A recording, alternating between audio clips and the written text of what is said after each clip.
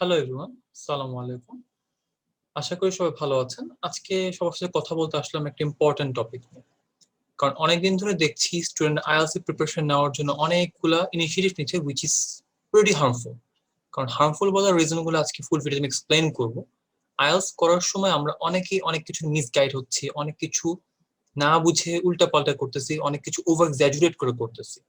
So সবার কাছে ভিডিওতে মেইন টপিকে যাওয়ার আগে রিকোয়েস্ট থাকবে যে ভিডিওটা যতটুকু পসিবল সবার সাথে শেয়ার করবেন, কারণ যে কথাগুলো বলবো এই কথাগুলো ট্রাস্ট মি আর কেউ বলতেছে না আমি ছাড়া। সো সবার জন্য হেল্পফুল হবে। প্রতিটি ইনফরমেশন আপনাদের যারা আইএলটিএস অলরেডি করতেছেন বা করবেন আর হয়তো করে ফেলছেন তাদের সবারই কাজে লাগবে। তো রিকোয়েস্ট থাকবে সবার সাথে শেয়ার করে দেন, কারণ আমি যে কথাগুলো বলবো খুবই এফেক্টিভ হবে। আপনি যখন আইএলটিএস প্রিপারেশন শুরু করতেছেন, আমরা ফার্স্টলি কি করি, ভিতরে একটা প্যানিক কাজ করে যে আমরা ইংলিশ স্পোকেনে ভালো না, আমাদের কনভারসেশন স্কিল ভালো না, আমাদের ভোকাবুলারি ভালো না, আমাদের গ্রামাটিক্যাল স্কিল ভালো না। সো আমরা যখন এই কথাগুলা কোনো কোচিং সেন্টারে যে বলি, 99.99% কোচিং সেন্টার আপনাকে হয় গ্রামার আর স্পোকেন একটা কোর্স ধরাই দিবে। সো এখানে লসটা হচ্ছে আপনার, কারণ যে গ্রামার গুলো আমাদেরকে শেখানো হয় এটা কিন্তু অ্যাডভান্স কিছু শেখানো হয় না। একটু ঘুরে ফিরে ভেবে দেখবেন, একটা স্টুডেন্ট এসএসসির পরে যে গ্রামার শিখে, এসএসসি পর্যন্ত যে গ্রামার শিখে, ইনফ্যাক্ট এর থেকে অ্যাডভান্স কিছুই কিন্তু কোথাও শেখাচ্ছে না। ঘুরে ফিরে ওগুলাকে একটু অতিরঞ্জিত করে দেখানো হচ্ছে। They are just teaching you the same thing you have already learned till class 10 or 12 maybe at most. But এর বাইরে হ্যাঁ দুই চারটা vocabulary একটু কাজে লাগে। But the thing is vocabulary doesn't mean যে আপনাকে অনেক বেশি over exaggerated words শিখতে হবে। You just need to know how to represent yourself properly. IELTS এর abbreviationটা কি এটা আমরা সবাই ভুলে যাই। International English Language Testing System, this exam will assess your language level. আপনি ইংলিশে কতটুকু সুন্দর করে কমিউনিকেট করতে পারেন, কোঅপারেট করতে পারেন, নিজেকে রিপ্রেজেন্ট করতে পারেন, এবং আপনি কতটুকু ভালো তাদের কথা বুঝতে পারেন, নিজেকে কতটা ডেলিভার করতে পারেন মানুষের সামনে। This is what the exam is all about. আমরা কি করি, যখন আইএলটিএস কোর্সের প্রিপারেশন শুরু করি, 2-3 মাস একটা প্রতিষ্ঠানে ঢুকি, যে কোনো প্রতিষ্ঠান, সেখানে যে আমরা গ্রামার আমার ভোকাবুলারি নিয়ে প্রায় 1-2 মাস ওয়েস্ট করি। দেন ডিমোটিভেশন চলে আসে, আইএলটিএস এত ডিফিকাল্ট, আমি কেমনে পারবো, রিডিং নিয়ে কান্নাকাটি শুরু করে দেই। কারণ রিডিং নিয়ে কান্নাকাটি করানোর মেইন রিজন থাকে কোচিং সেন্টার গুলোতে, স্টুডেন্টরা ভয় পায় যে হ্যাঁ রিডিং এ তো অনেক ডিফিকাল্ট ডিফিকাল্ট ওয়ার্ডস আছে, সো রিডিংটা দিয়ে ভোকাবুলারি সেখানে ফোকাস করা যাবে, ফাইন। এবার একটা সিক্রেট বলি, সবাই একটু খেয়াল করে দেখবেন যারা আজ পর্যন্ত রিডিং করে দেখছেন, যে ডিফিকাল্ট ওয়ার্ড যেটাতে মিনিং জানেন না, একটাও কি আনসার হয়? হয় না কিন্তু। তো এটা কেন দেওয়া হয়েছে? To distract you, to misguide you from the main answer. এটা খেয়াল রাখবেন। রিডিং এ অনেক ইউটিউবে টেকনিক পাবেন, স্ক্যানিং, স্কিমিং, গেসিং, হাবিজাবি।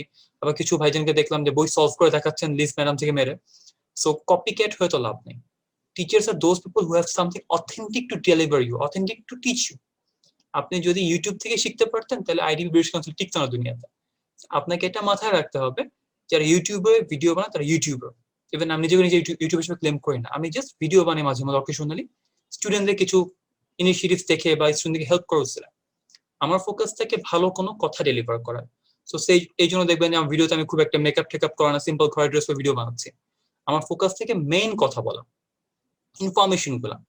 আমি দেখছি আপনার অ্যাকসেন্ট, ফনেটিক্স, প্রোনাউন্সিয়েশনে প্রচুর মাথা ব্যথা, ফাইন ভাই, আপনি কথা বলতে পারেন প্রপারলি, একটা সেন্টেন্স মেক করতে পারেন, are eligible to give the exam properly at the moment, এটাকে মেক শিওর করেন। এলিজিবল বলতে কি বোঝাচ্ছে, আপনাকে কনফিডেন্স আসছে যে আপনি প্রপারলি কমিউনিকেট করতে পারবেন, আপনি আনসারের ফরম্যাট জানেন, আপনি কোশ্চেনগুলো বুঝেন প্রপারলি, এগুলোকে ফোকাস করেন। Accent, phonetics, pronunciation, those are ornaments. Ornament মানুষ কখন পড়ে? যখন তার ড্রেস ভালো, তখন সে অর্নামেন্ট পড়ে, রাইট? এখন যদি আপনি কিছু না পড়ে অর্নামেন্ট পড়ে, মানুষ আপনাকে কি বলবে?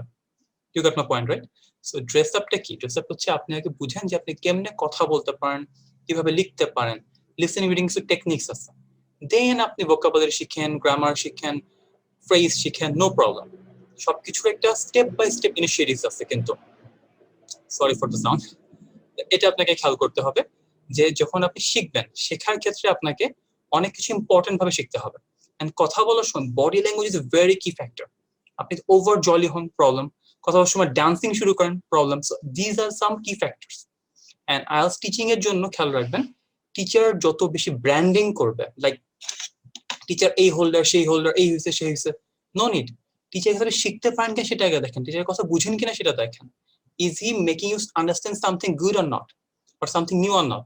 সেফর আপনি যদি আইএলটিএস কোর্স করতে এসে দেখেন যে আপনি যা অলরেডি জানতেন সেগুলো ঘুরে ফিরে আপনি পাচ্ছেন, দ্যাট মিন্স আপনি ভুল জায়গায় গেছেন। কারণ আইএলটিএস এর সবকিছু নিউ লাগাই উচিত। পুরাতন কিছু like grammar, it's not a part of IELTS। যদি ওয়াইজ হন, never ever ever go to any place where they can teach you grammar or vocabulary. বাসায় পারবেন, এটার জন্য কোনো জায়গায় ভর্তি হওয়ার কোনো দরকার নেই। এটা নিজে নিজে ট্রাই করেন, এটা করে নিজে কনফিডেন্স গ্রো করেন, দেন ডিরেক্ট IELTS কোর্সে যান।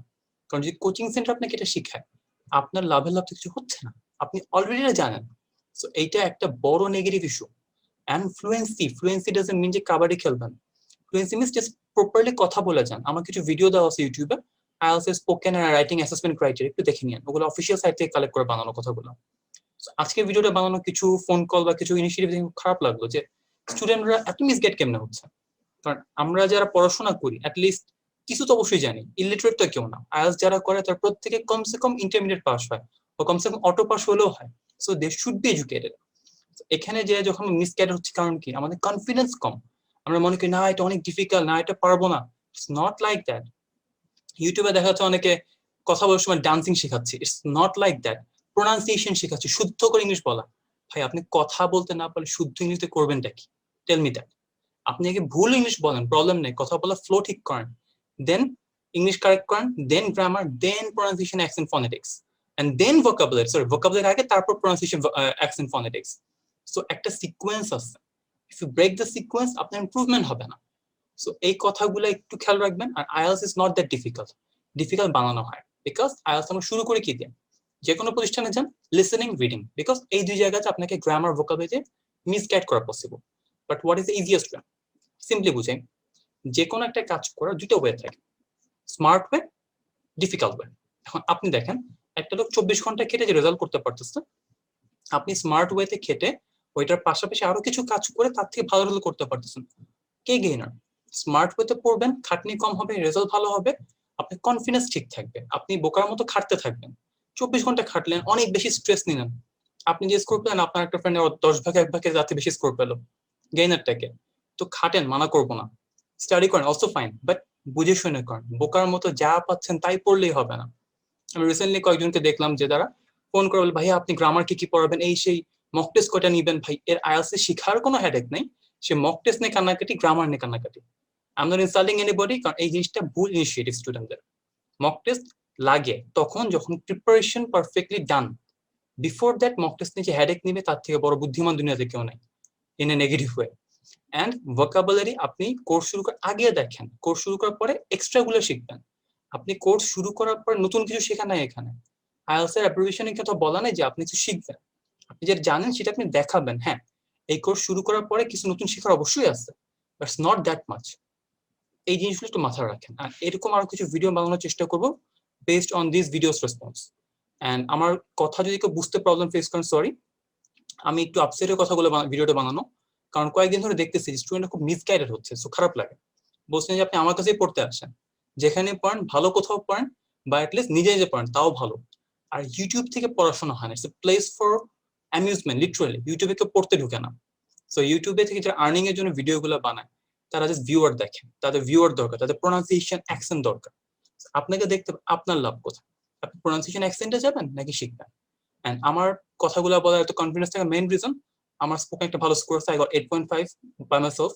এন্ড আমার সাকসেস রেশিও কিরকম, আপনি পেজটা ভিজিট করে দেখেন, you guys can see my logo, এখানে দেওয়া আছে, quality education zone. You will have a good idea about me. কারণ উইদাউট রিজন কোনো বান্দা এভাবে কথা বলা না। খারাপ লাগার রিজন, আমি খারাপ ফিল করি স্টুডেন্টদের, খারাপ আমি চাই না। কারণ আপনাদের মিসগাইড হন, আপনারা কিন্তু বলবেন যে আইএলটিএস অনেক ডিফিকাল্ট, ডোন্ট ডু দিস, তখন ক্ষতিটা হবে। মানুষ মিসগাইড হবে, ডিমোটিভেটেড হবে। কারণ একজন ভুল জায়গায় গেলে সে কিন্তু সেই জায়গায় সেকেন্ড টাইম যায় না, তারা ওয়ান টাইম মার্কেটিং করে। আর আমার কেসটা হচ্ছে আমি লং টার্ম মার্কেটিং করি। আমার এমন স্টুডেন্ট আছে যার রেফারেন্সে আমি 40-50 স্টুডেন্ট পাইছি। একটা ছেলের নাম না বলি, মহেশখালীর বান্দা, ওর রেফারেন্সে আমি প্রতি মাসে মাল্টিপল স্টুডেন্ট পাই। আমার প্রতি ব্যাচে একজন হলো ফ্রেন্ড আছে, বিকজ এই যে গুড সার্ভিস প্রোভাইড করি। সো আমি যদি প্রপার ওয়ে কাউকে না দেখে, সে গুড সার্ভিস কেমনি পেবে? This is the main factor. আপনাদের দেখতে হবে যে প্রপার ওয়ে কোনটা, মিস গাইডেন্স কোনটা। একটু মাথা খাটান, ভিডিওটা একটু ভালো মতো বোঝার চেষ্টা করেন। কারণ যদি আপনার উপকার না হয়, বাবা মার টাকা দিয়ে কষ্ট করে আইএলটিএস কোর্সটা করবেন, ফেলিয়ার হবেন, ফ্যামিলি সাফার হবে, আপনি সাফার হবেন, ফ্রেন্ডরা হাসবে যে কি করলা, আইএলটিএস কোর্স করলা, কিছু পারলা না, বাইরে যেতে পারলা না। সো ক্রিটিসিজমের থেকে better think before taking initiative. করলেই তো হচ্ছে না, করলেই তো আপনি বাইরে চলে যাচ্ছেন না। আইএলটিএস কোর্স করে কিন্তু স্কোর পেতে হবে, পাস করতে, মানে একটা ভালো স্কোর পেতে হবে, 6.5 পেতে হবে। দেন আপনি অ্যাপ্লাই করে বাইরে যাবেন। তো বিসমিল্লাতে ভুল করলে তো হবে না। Think before take any initiative again. তো সবাই দোয়া রাখবেন। আর এরকম ভিডিও যদি আর ভালো লেগে থাকে একটু প্লিজ কমেন্ট করবেন, গালিগালাজ কেন করেন না, খারাপ লাগবে। আর প্লিজ একটু শেয়ার করবেন, খুশি হবো যদি কেউ শেয়ার করেন। কারণ আমি চাচ্ছি আমার কথাগুলো সবার কাছে পৌঁছাক, কারণ আমি চেষ্টা করি ভালো কোনো কথা বলার। টিউটোরিয়াল সবাই বানাতে পারে, কিন্তু যে মিস্টেক গুলো মানুষের হয় এগুলো নিয়ে কেউ কোনো কথা বলে না, এটা খুব খারাপ লাগে। সবাই দোয়া রাখবেন। আসসালামু আলাইকুম।